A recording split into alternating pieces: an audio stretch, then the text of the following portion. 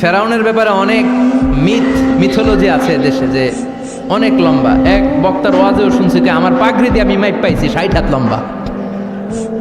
কিন্তু আমি তো মিশরে ছিলাম, আমি দেখেছি ফেরাউন আসলে এত লম্বা নয়।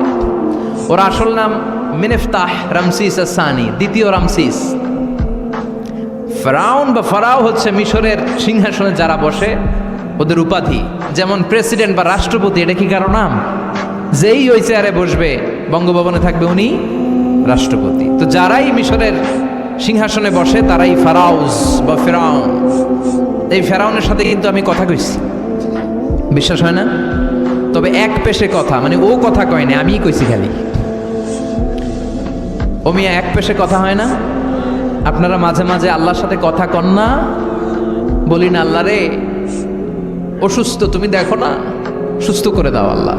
বলি না আমরা বিড়বিড় করে? কথা তো বলি, এক পেশে কথা। তো ফেরাউনের সাথেও আমি বলছি। মিশরে যে আমার অনেক আকাঙ্ক্ষা ছিল যে এইটারে দেখতে হবে আগে, তো ফ্রিতে দেখেছি, ফর ফ্রি। আমাদের আল আজহার ইউনিভার্সিটির যে কার্ড ছিল, ওই কার্ড ছিল জামিয়াতুল আজহার শরীফের কার্ড, ওইটা দিয়ে আবার ফ্রিতে অনেক জায়গায় যাওয়া যায়।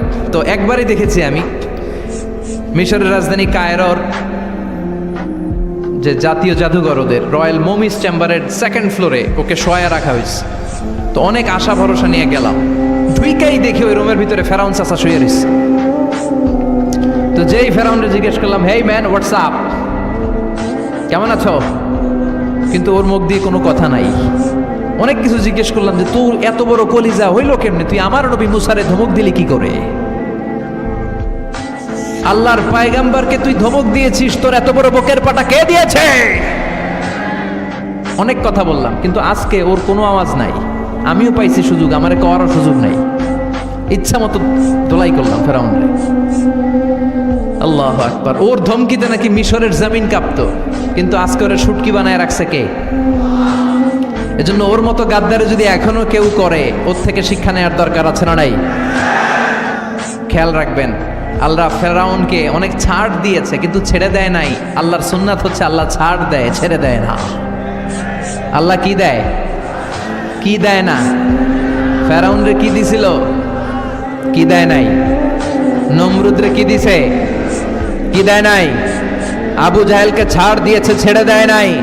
এখনো যদি ফেরাউনের পথে কেউ হাঁটে, ওকে আল্লাহ দেখা যায় ছাড় দিচ্ছে, কিন্তু ছেড়ে দিবে না। চিল্লায় বলো ঠিক কিনা? পৃথিবীতে কেউ তো স্থায়ী হয় না, হোক না সে ফেরাউন কিবা নমরুদ। কেউ ভাবে চিরদিন রয় না, কেউ ভাবে চিরকাল রয় না। পৃথিবীতে কেউ তো স্থায়ী হয় না, হোক না সে ফেরাউন কিবা নমরুদ। কেউ ভাবে চিরদিন রয় না। জোরে বলেন ঠিক কিনা? কেউ থাকবে না, চলে যেতে হবে। এজন্য খুব সাবধান। আল্লাহ বললেন, গোলাম, পেটের সমস্যা বড় সমস্যা না, যৌন সমস্যা বড় সমস্যা না। মানুষ বানর থেকে আসে নাই, মানুষকে আশরাফুল মাখলুকাত বানিয়েছে কে? আবার মানুষকে আল্লাহর খলিফা বানিয়েছে কে? ইন্নী জাইলুন ফিল আরদি খলিফা। আমি মানুষকে দুনিয়ার বুকে আমার প্রতিনিধি বানিয়েছি। সুবহানাল্লাহ। আমরা আল্লাহর প্রতিনিধি, ভাইস জেরেন্ট অফ আল্লাহ, লিইজরাই আহকামিহি ওয়া লিতানফিযি আওয়ামিরিহি ফিদ দুনিয়া। এই দুনিয়ার বুকে আল্লাহর আদেশ নিষেধ বাস্তবায়ন করার জন্য তার খলিফা হয়ে আমরা পৃথিবীতে এসেছি। চিল্লায় বলেন ঠিক কিনা? আল্লাহ বললেন, চোর যদি চুরি করে হাত কেটে দেয়, কার আইন?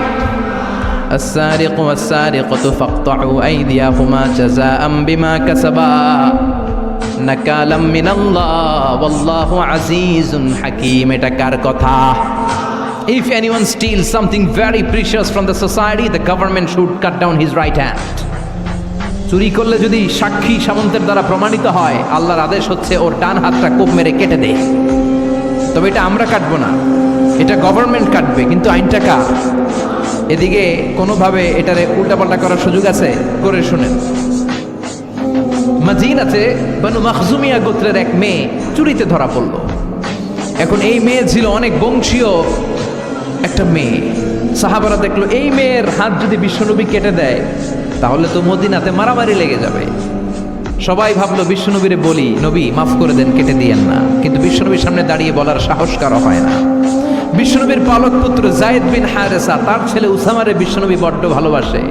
ওনাকে বলা হতো হুব্বু রাসূলিল্লাহ, বিশ্বনবীর ভালোবাসা। সবাই বলে উসামা আমরা পারবো না, তুই যা বিশ্বনবীর কাছে যে সুপারিশ কর, নবী যেন মেয়েটার হাত কেটে না দেয়। উসামা যে ডাক দিয়ে বলে, নবী এই মেয়েটার হাত কেটে দিয়েন না। বিশ্বনবীর চেহারাটা মুহূর্তের মধ্যে আগুনের গোলার মতো লাল হয়ে যায়। রেগে গেলেন, বললেন উসামা এত বড় সাহস তুই পেলি কই? এটা আল্লাহর আইন। লাউ কানাত ফাতিমাতু বিনতি মুহাম্মাদিন সারাকাত লাকাতা মুহাম্মাদুন ইয়াদাহা। ওই বনু মাখজুমিয়া গোত্রের মেয়ে তো অনেক কাছের কথা, আমার কলিজার টুকরা নয়নের পুটুলি ফাতেমাও যদি চুরি করে ধরা পড়ে, তার ডান হাত কেটে দিতে আমি বিশ্বনবী এক সেকেন্ডও দেরি করব না। আইনটা কার?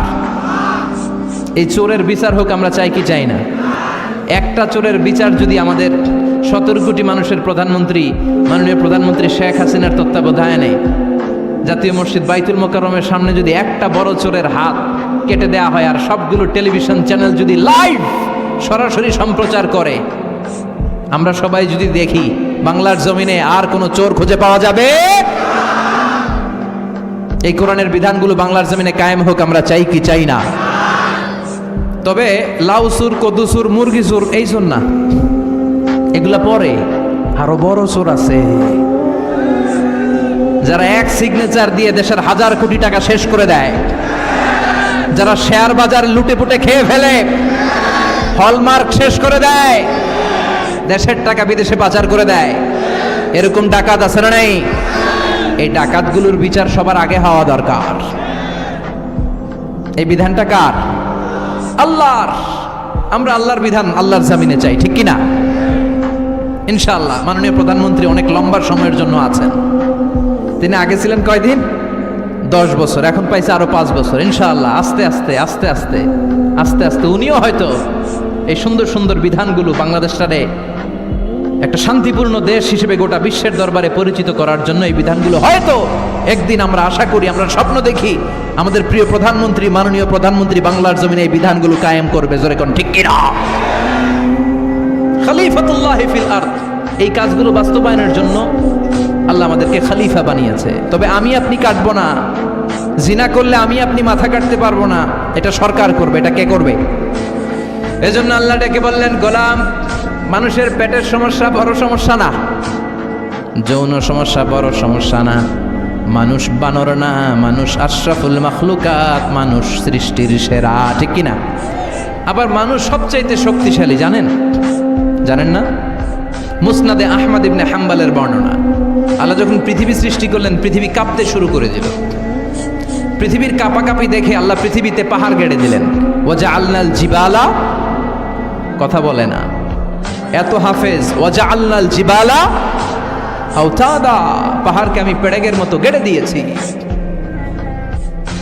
আল্লাহ 7টা টেকটনিক প্লেট তৈরি করলেন। 7 tectonic plates create the mountain range on earth. 7টা টেকটনিক প্লেট পৃথিবীতে পাহাড় তৈরি করেছে। আল্লাহ 7টা পাহাড় দিয়ে পৃথিবীর কাঁপাকাঁপি বন্ধ করে দিলেন। ফেরেশতারা এটা দেখে অবাক। ফেরেশতারা বললেন, আল্লাহ পৃথিবী কাঁপছিল আর আপনি পাহাড় গেড়ে দিয়ে পৃথিবীর কাঁপাকাঁপি থামিয়ে দিলেন, পাহাড়ের এত শক্তি। হাল মিন খালকিকা আসাদ্দু মিনাল জিবাল, হে আল্লাহ আপনার সৃষ্টির মধ্যে পাহাড়ের চাইতেও শক্তিশালী কি কিছু আছে? সুবহানাল্লাহ কইবেন না? আল্লাহ বললেন, নাম আছে, সেটা হচ্ছে আল হাদিদ, মানে লোহা। কারণ লোহা পাহাড়ের ভিতরে ঢুকায় দেওয়া যায়। সুবহানাল্লাহ বাড়িতে গিয়া বললেন। আবার এই আল হাদিদ নামে আল্লাহর কোরআনে একটা সূরা আছে না নাই? সূরার নাম কি? সবাই বলেন। وأنزلنا الحديد فيه بأس شديد,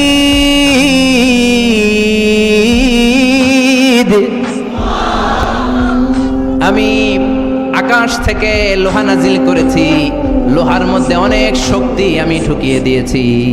ওয়া মানাফিউ লিন-নাস, আবার লোহার ভেতরে মানুষের জন্য উপকার আছে না নাই? এমন কিছু বানানো যায় না লোহা ছাড়া। এই যে মাইক বানাইছে, লোহা আছে না নাই?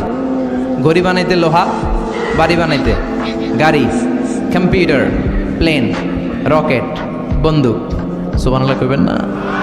সব কাজে লোহা লাগে। আল্লাহ বললেন লোহা পাহাড়ের চাইতেও শক্তিশালী, পাহাড়ের ভেতরে আমি লোহা গেড়ে দিয়েছি।